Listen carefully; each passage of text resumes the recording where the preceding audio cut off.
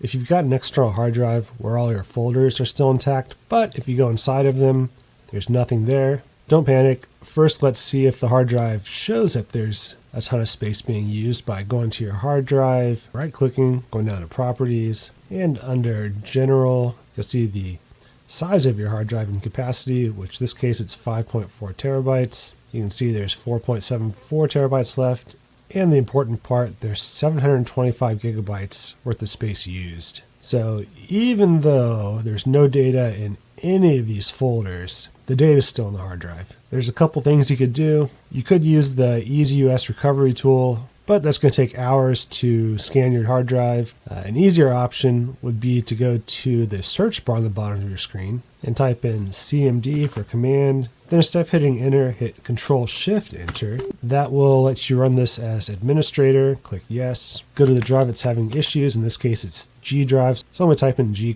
hit enter.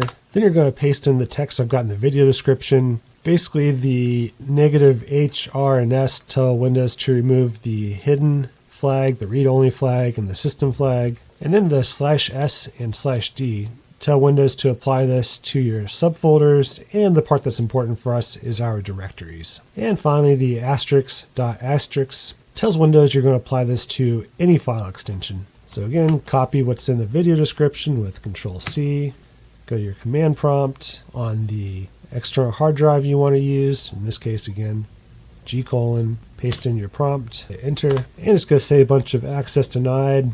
Don't worry about this. Go back to Windows Explorer, and on your external drive, scroll down and you should see this new folder called found.000. Click that. You're going to see all these dir 000.chk and so on.